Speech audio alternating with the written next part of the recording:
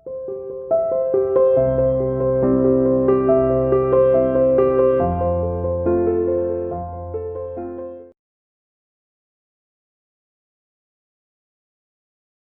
Students, welcome to CR international school online classes class 8 subject Hindi. कैसे हो बेटा? आशा करती हूँ सभी अपने घर पर स्वस्थ होंगे, सुरक्षित होंगे। आज हम अपनी हिंदी की क्लास में बेटा आपका जो वसंत भाग 3 है बुक आपकी, उसका हम चैप्टर फर्स्ट रिवाइज कर रहे हैं। ये आपको सुमनलता मैडम ने पहले करवा दिया था, वो पीडीएफ के रूप में करवाया था, तो आज हम इसकी वीडियो बनाकर आपको समझा रहे हैं। ये आपका फर्स्ट चैप्टर रिवीजन में आ रहा है आपका, ठीक है बेटा। ये जो हमारा फर्स्ट चैप्टर है वो एक कविता है, उसका नाम है ध्वनि, ठीक है। पहला चैप्टर हमारी रीडर की जो बुक है वसंत भाग 3, उसका फर्स्ट चैप्टर है, उसका नाम है ध्वनि, ठीक है। और ये एक कविता है और इसके कवि कौन है? सूर्यकांत त्रिपाठी निराला। इसके कवि कौन है? सूर्यकांत त्रिपाठी निराला। इसमें बेटा इस कविता का सार क्या है बेटा? इसमें कवि ने है ना एक व्यक्ति के जो जीवन का जो यौवन काल होता है, जो उसकी जवानी का जो टाइम होता है, उसके बारे में ये कविता लिखी है कि एक कोई भी एक व्यक्ति है, जब उसके जीवन काल में जब उसका यौवन शुरू होता है, जब उसकी जवानी शुरू होती है, तो उस टाइम में उसमें बहुत जोश भरा होता है, वो कठिन से कठिन काम करने के लिए भी तैयार रहता है। तो ऐसे में कवि उन नव युवकों को ये समझा रहा है कि आपको इस काल में जो है अधिक से अधिक काम करने चाहिए और समाज में भी बुराइयों को समाप्त करके अच्छाइयों को समाज में फैलाना चाहिए।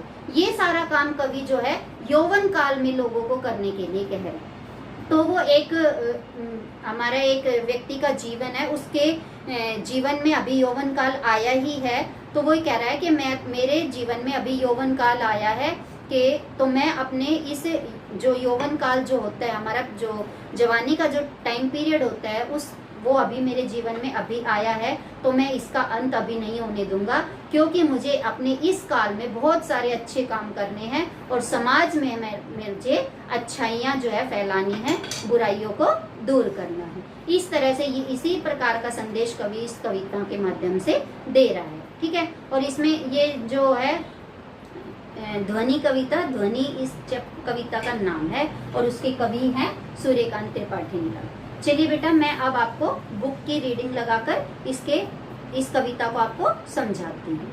देखिए बेटा, ये है आपका फर्स्ट चैप्टर।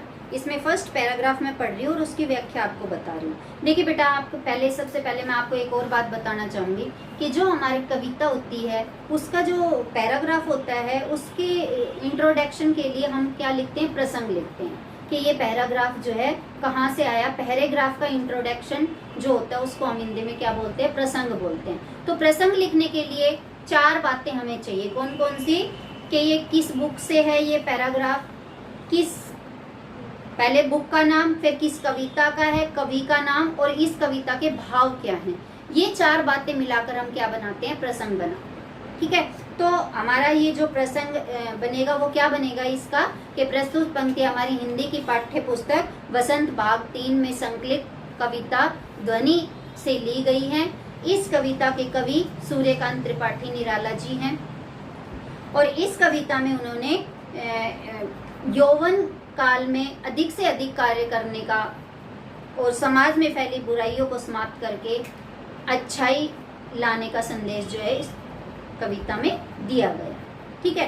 देखिए, फर्स्ट पैराग्राफ है, अभी न होगा मेरा अंत, अभी अभी ही तो आया है, मेरे वन में मृदुल वसंत, अभी न होगा मेरा अंत। इसमें कवि क्या कहना चाह रहे हैं कि मेरे जीवन में, मेरा जो जीवन काल है वो मेरे जीवन काल में से मतलब कि बचपन जो है बीत चुका है और बचपन के बाद जो यौवन अवस्था आती है वो मेरे जीवन में अभी आई है, तो मैं इसको ऐसे ही समाप्त नहीं होने दूंगा, यानी कि मैं इसको ऐसे ही व्यर्थ में नहीं गुजार दूंगा कि अभी तो ये मेरे जीवन में आया है कि मेरे जीवन में वसंत रूपी उत्साह, यानी कि एक हमारा जो जैसे बंजर हमारी जमीन होती है, जब उसमें कुछ उग जाता है तो हम क्या बोलते हैं? इसमें नव यौवन जो है आ रहा है इस बंजर भूमि में, इसमें पेड़ पौधे उग गए, तो ऐसे ही वन रूपी जीवन में अभी अभी वसंत रूपी उत्साह जो है आया है, तो मैं अभी इसका अंत नहीं होने दूंगा। अर्थात मुझे अपने इस यौवन काल में बहुत से अच्छे कार्य अभी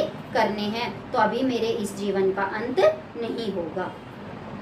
सेकंड है, हरे हरे ये पात, डालियां कलियां कोमल गात। हरे हरे पात का मतलब क्या होती हैं कि पात का मतलब होते हैं पत्ते, डालियां कलियां, और कोमल गात, गात का मतलब जो तना होता है उसको इंडिकेट किया है कि मेरे जीवन में इनके माध्यम से अभी जीवन कवि के जीवन में जो है प्रेम, आशाएं और जो लक्ष्य जो उसने निर्धारित किया उसके आधार पर जो उसकी आशाएं हैं वो डालियां कलियां और कोमल गात के माध्यम से जो है इंडिकेट की गई है कि मेरे जीवन में अभी अभी आशाएं और प्रेरणाएं आदि अभी अभी तो मुझे ये सब चीजें मिलने लगी है, तो अभी ये मेरे इस जीवन का यौवन काल का अभी अंत नहीं हो सकता है। मैं ही अपना स्वपन मृदुल कर, कि मैं ही अपने सपन को मृदुल कर मतलब कि जगा कर फेरूंगा निद्रित कलियों पर, कि जो कलियां सोई हुई है मेरे जीवन में, मेरे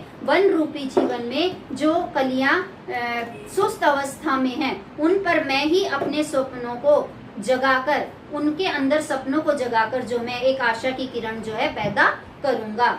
जगा एक प्रत्युष मनोहर, और मैं उनको सचेत कर कर उनको नींद से जगाकर जो मैं एक सुंदर सुबह की शुरुआत करूंगा। नेक्स्ट है बेटा, पुष्प पुष्प से तंद्रालस लालसा खींच लूंगा मैं। अब वो ये कह रहा है कि मैं हर पुष्प से, यानी कि यहाँ पर पुष्प किसके माध्यम है कि इस देश के सभी जो युवक जो है, जो मतलब कि वो है जो जवान युवक है, जिनके युवक जो है जो जवानी के टाइम पीरियड से गुजर रहे हैं, उनको फूल बता दिया है कि पुष्प पुष्प से तंद्रालस और लालसा खींच लूंगा मैं, कि जो हमारे युवा वर्ग हैं उनके जीवन से मैं आलस को हटाकर, आलस और लालसा को हटाकर जो है उन हटा दूंगा, यानी कि खींच लूंगा। अपने नव जीवन का अमृत से हर्ष सींच दूंगा, और मैं अपने जीवन में जितनी भी मेरे पास ज्ञान है, मेरे पास जितना भी कुछ है, मैं उनको दे दूंगा और उनके जीवन से उनकी नींद और जो है उनकी लालसा को मिटा दूंगा। द्वार दिखा दूंगा फिर उनको, है मेरे वे जहां अनंत, अभी न होगा मेरा अंत, कि मैं उनको एक ऐसी राह दिखा दूंगा जिसका अंत कभी नहीं होता है, अनंत होता है जिसका अंत कभी न हो। मैं उनको एक ऐसी राह दिखा दूंगा जिसका अंत कभी नहीं होता। यहाँ पर कवि का कहने का तात्पर्य क्या है कि मैं उनको ऐसी शिक्षा दूंगा कि वो उस शिक्षा को कभी अपने जीवन भर उसको नहीं छोड़ेंगे, उनको ऐसी राह पर मैं चला दूंगा। और इसीलिए यही काम करना है मुझे, इसलिए मेरे इस यौवन काल का अभी अंत नहीं होगा। इसलिए नहीं होगा क्योंकि मुझे अभी अपने इस यौवन काल में बहुत से अच्छे कार्य करने हैं और समाज में व्याप्त बुराइयों को मिटाकर अच्छाइयाँ समाज में लानी है। तो यही आपका एक चैप्टर था, ये मैंने आपको समझा दिया है बेटा रिवीजन के टाइप रूप में, और इसके क्वेश्चन आंसर और मैं ये जो आपकी बुक का पेज है ये आपको PDF के रूप में भेजूंगी, तो आप इसको ध्यान से पढ़ना और जहाँ पर समझ में न आए वहाँ पर आप मेरे से पूछ सकते हो। ठीक है बेटा, अगली क्लास में हम अपने नए काम के साथ मिलते हैं, तब तक के लिए bye, have a nice day.